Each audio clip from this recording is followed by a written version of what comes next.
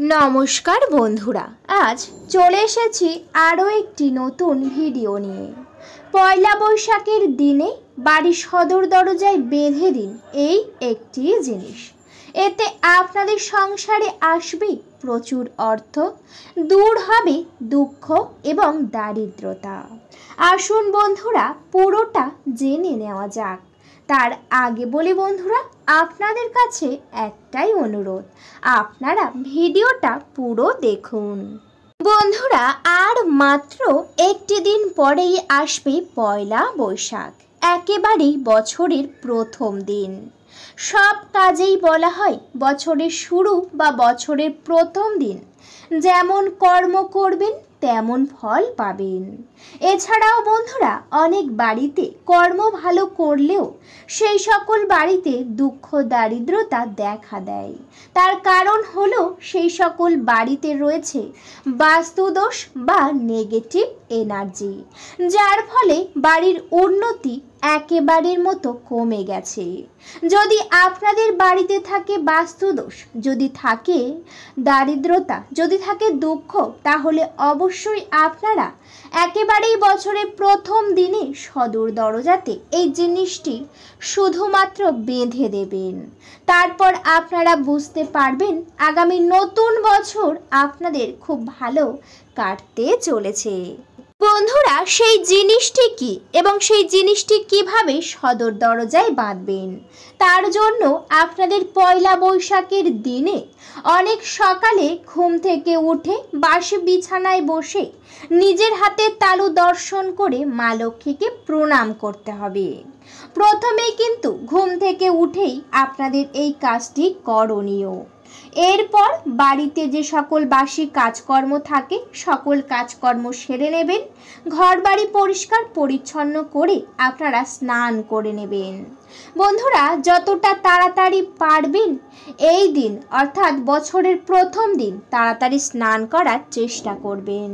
স্নান সেরে আপনারা কিন্তু একটি ভালো রঙের পোশাক পরবেন, অর্থাৎ বন্ধুরা লাল, হলুদ এছাড়াও অন্যান্য রং পরতে পারেন, কিন্তু কালো রঙের পোশাক একেবারেই পরবেন না।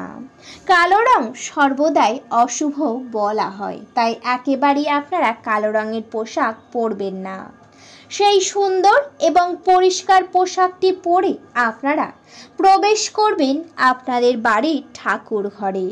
ঠাকুর ঘরে ঢুকেই আপনারা ঠাকুর ঘরটিকে ভালো করে মুছে পরিষ্কার করে নেবেন।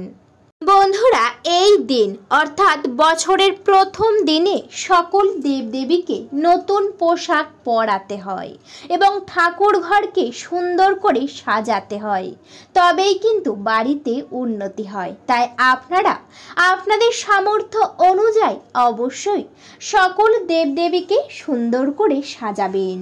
মা লক্ষ্মীকে একটি লাল রঙের ওড়না এনে পরিয়ে দিতে পারেন বা নিবেদন করতে পারেন। এরপর ফুলের মালা দিয়ে সুন্দর করে ঠাকুর ঘর সাজাবেন এবং সকল দেবদেবীকেও সুন্দর করে সাজাবেন। যখন সাজানো হয়ে যাবে তারপর আপনাদের অবশ্যই ভোগ নিবেদন করতে হবে। প্রত্যেক দিন যেমন নিত্য নতুন ভোগ নিবেদন করেন ঠিক তেমন ভোগ দেবেন, কিন্তু এই বছরের প্রথম দিনে বিশেষ রকমের মিষ্টি ভোগ নিবেদন করার চেষ্টা করবেন যেমন পারবেন, কিন্তু সেই মিষ্টির মধ্যে কোনো কালো রঙের মিষ্টি নিবেদন করতে যাবেন না। অবশ্যই লাল, সাদা এছাড়াও অন্যান্য রঙের মিষ্টি নিবেদন করতে পারেন। বন্ধুরা, এই দিন একটি ঘিয়ের প্রদীপ অবশ্যই জ্বালাবেন। এই দিন ঘিয়ের প্রদীপ জ্বালানো এবং সকল দেবদেবীকে আরতি করা অত্যন্তই দরকার। তাই আপনারা প্রদীপ জ্বেলে সকল দেবদেবীকে আরতি করে নেবেন। আরতি সম্পূর্ণ হয়ে যাবার পরে প্রদীপটি ঠাকুর ঘরেই রাখবেন। এরপর আপনাদের নিয়ে নিতে হবে একটি হলুদ রঙের শালু কাপড়।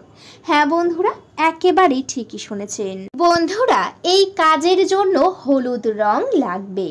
যদি আপনাদের কাছে না থাকে সেক্ষেত্রে লালও নিতে পারেন। এই লাল এবং হলুদ রং অত্যন্তই শুভ এই পয়লা বৈশাখের জন্য বা বছরের প্রথম দিনের জন্য।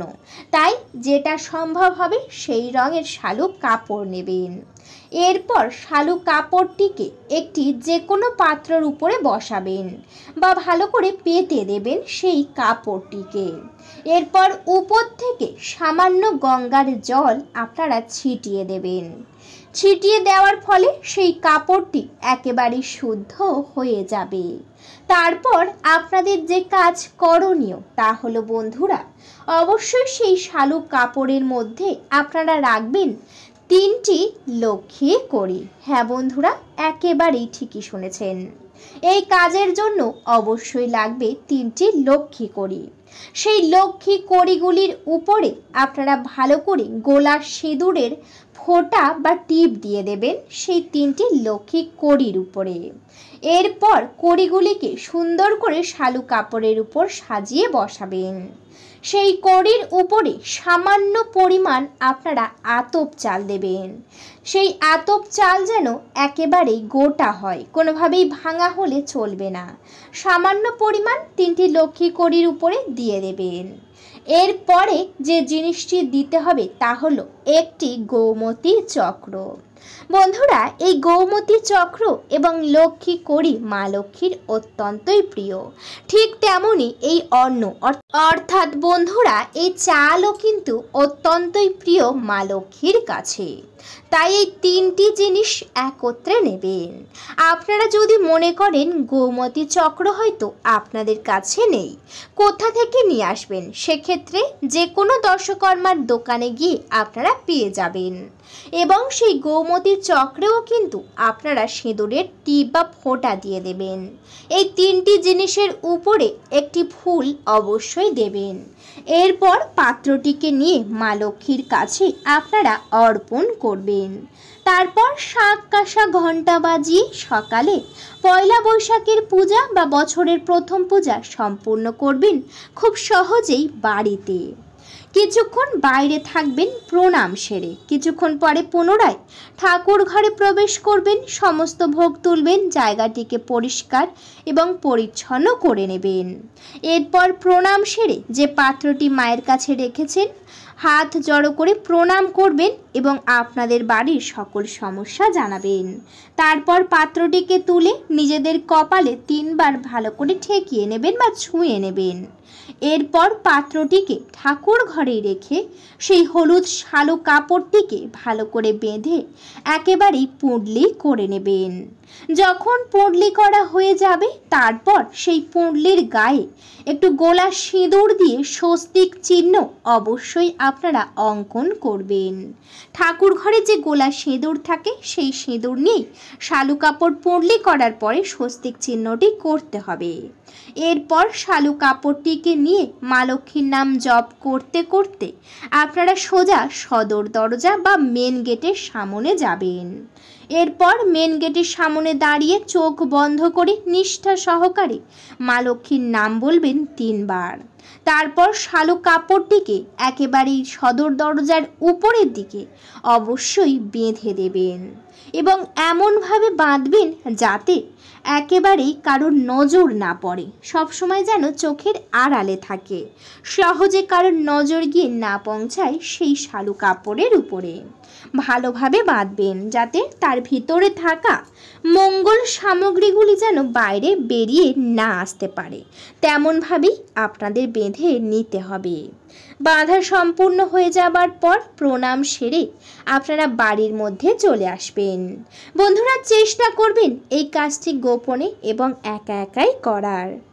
এই কাজটি যদি বছরের প্রথম দিন পয়লা বৈশাখের দিনে মনে বিশ্বাস এবং ভালোবাসার সাথে করেন অবশ্যই ফল পাবেন এবং বাড়ি থেকে দূর হবে দুঃখ কষ্ট দারিদ্রতা একেবারের মতো দূর হয়ে যাবে।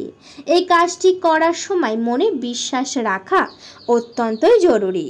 যদি অবিশ্বাস মনে করেন কোনো ফল পাবেন না, মা লক্ষ্মীও রুষ্ট হবে। বন্ধুরা, সবাই একবার মা লক্ষ্মীকে ভালোবেসে কমেন্টে জয় মা লক্ষ্মীর জয় লিখবেন।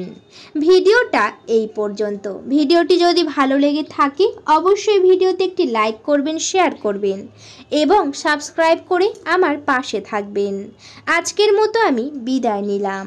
সবাই ভালো থাকবেন, সুস্থ থাকবেন। সকলকে জানাতে চাই অনেক অনেক ধন্যবাদ। হরে কৃষ্ণ, রাধে রাধে।